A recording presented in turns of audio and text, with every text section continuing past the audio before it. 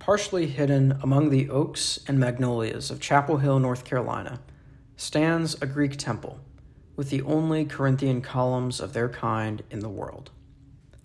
It stands at the heart of UNC, in view of the old well, though its facade faces the wrong direction, away from the center of campus.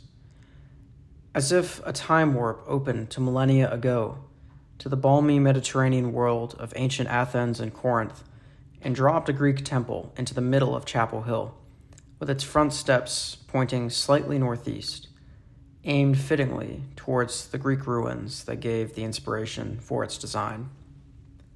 This building is Playmakers Theatre, but it was not always known by that name. Opened as Smith Hall, the building was built in 1850, and for 172 years, this ornate edifice, now a National Historic Landmark, has graced the campus of America's oldest public university, the University of North Carolina at Chapel Hill, with a refined charm inspired by the styles of the classical world. But today, most students walk by the building as if it is invisible. In fact, today, this historic structure, which stands immediately next to the office of the Chancellor of the university, across from Old East, the oldest building in an American public university, and just a stone's throw from the famous Old Well with its supposedly 4.0 GPA giving water, this building, Playmakers Theatre, despite its illustrious neighbors, is today practically abandoned, if not forgotten, in everyday life. This is the story of Smith Hall, Playmakers Theatre, an architectural masterpiece that features the only Corinthian columns in the world of their design. Why is it abandoned? Will UNC ever repair it? Or will the university allow this great piece of history to continue rotting away into insignificance? That and more is the subject of this video. First, the columns. The columns of Playmakers are Corinthian columns, the most ornate of the various Greek orders. Normal Corinthians contain capitals, or the tops of the columns, made to resemble acanthus leaves. These columns' capitals, by contrast, are carved to look like sheaves of wheat and ears of corn. This was a nod to the agriculture of the agrarian society that was Antebellum North Carolina. To save money, the columns are actually made of painted wood instead of marble.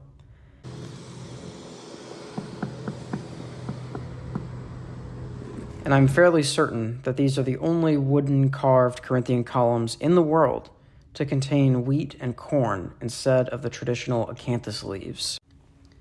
But why was this building built this way? Why was it built at all?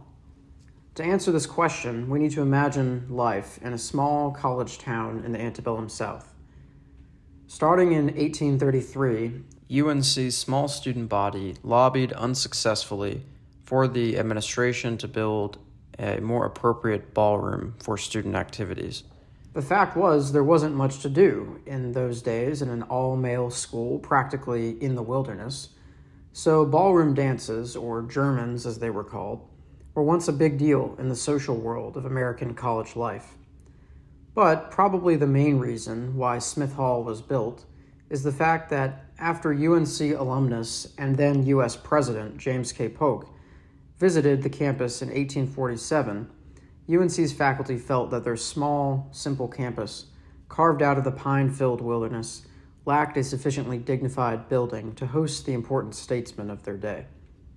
So in 1850, UNC President David Lowery Swain contracted the famous Philadelphia architect Alexander Jackson Davis to construct a new mixed-use ballroom and library for his growing University of North Carolina.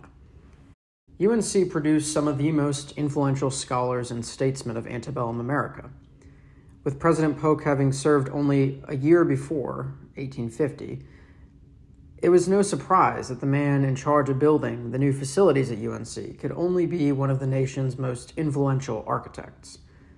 Alexander Jackson Davis had designed several well-known classical revival structures when Greco-Roman designs were all the rage in America.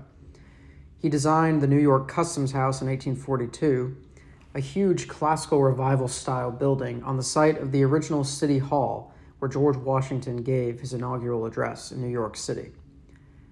Davis designed other famous buildings, and is even rumored to be the architect behind the clubhouse or tomb of the infamous Yale Secret Society Skull and Bones. In state, Davis had designed the original North Carolina state capitol in Raleigh, which was made fireproof after the original capitol burned down. Davis also designed the Italianate villa of North Carolina Governor John Motley Moorhead, one of the most influential antebellum alumni of the University of North Carolina, patriarch of the long prominent Moorhead family. In 1844, Davis was contracted by President Swain to build an extension for Old East, the original campus building, to house the Philanthropic Literary Society's new debating hall and library.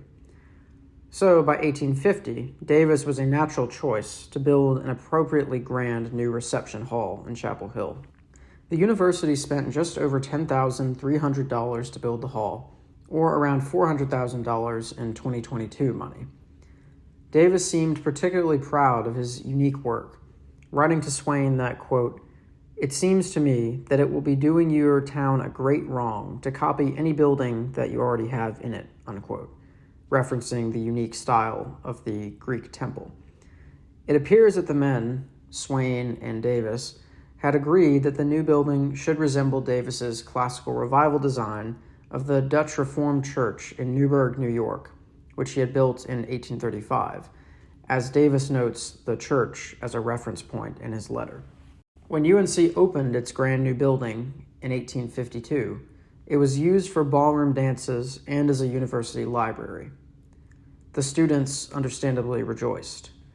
The building was named Smith Hall in honor of original UNC trustee, Revolutionary War general, and former governor of North Carolina, Benjamin Smith. Smith donated 10,000 acres of land in what is now Tennessee, but was at the time part of North Carolina, to the University of North Carolina when the young institution was struggling with its finances. As campus grew, the building was repurposed for other needs. It was used as a chemistry lab, and in 1893 it became the university bathhouse, a fitting Greco-Roman inspiration. The UNC Law School occupied the building until 1925, when the university turned the building into a theater for the Carolina Playmakers, which has been its namesake in the centuries since. The building was the main indoor performing space for the Playmakers until the Paul Green Theater opened in 1978. Now the building, almost entirely unused, is little more than historic ornamentation in the old center of campus. In other words, UNC seems to have outgrown its once proud Greek temple at the heart of its campus. Unfortunately, in UNC's North Campus, crumbling building facades are a common sight, as the university chooses to spend its money on administrative salaries and other ventures, rather than repair the buildings, which desperately need it. The Playmakers Theatre is supposedly still used as a performance space, but the building is almost always locked and is visibly dilapidated. I originally went up to the front east-facing door just to show that it was locked, as it almost always is, but for the first time in the years that I've been in Chapel Hill, the building was actually open. What I found inside was shocking, both awe-inspiring and saddening. The interior of the building was visibly run down, but still showed clear signs of its former glory. A neat plaque for the theater is the first greeting upon entering through the front steps. Though the building is comparatively small by the standards of modern campus structures, almost the entire building is occupied by a single vast room with a sloping set of plush theater seats facing a stage on the west end. It feels much bigger inside than it looks outside. Above the stage is a wooden carved insignia of the Carolina Playmakers. The walls are adorned with simple wooden half columns, and crystal chandeliers hang from the trussed ceilings. The remnants of the bathhouse is downstairs. It looks like the plumbing of the building is dysfunctional. I can't imagine the last time these bathrooms were used.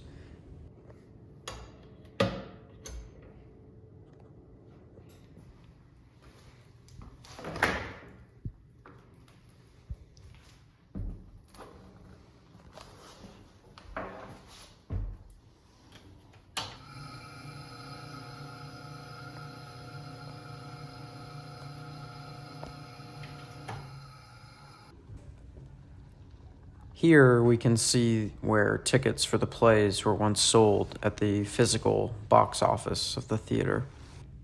In the front entrance, President Swain's original idea for an exterior archway, which had been shot down by Davis in favor of a simplified classical temple for the facade, can be seen living on above the doorway. Ultimately, Playmakers Theatre, once Smith Hall, only briefly served its intended purpose as a library and ballroom. Today, this respectable Greek temple, which once hosted romantic ballroom dances and study spots for students on track to become North Carolinian, Southern, and American political leaders, which was built as a result of decades of petitions by UNC students and the interests of powerful alumni politicians and faculty alike. And indeed, a masterful work of art in its own right, a building designed by one of America's most versatile and talented architects, has been cast away from the attention of campus life.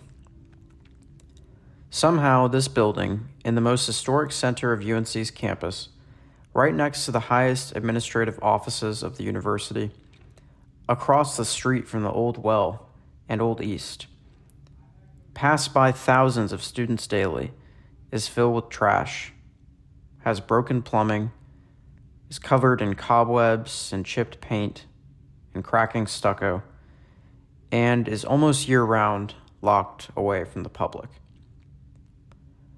Hopefully, this video can inspire more people to visit and appreciate this wonderful old building, to see its simple but brilliant architectural motifs, and to admire how such a comparatively small structure can contain such a grand presence when viewed from the right angles and supplemented with knowledge of its great historical significance, being designed by one of America's greatest architects in one of America's most influential universities. Thank you for your attention, and I hope you learned something new from this short film.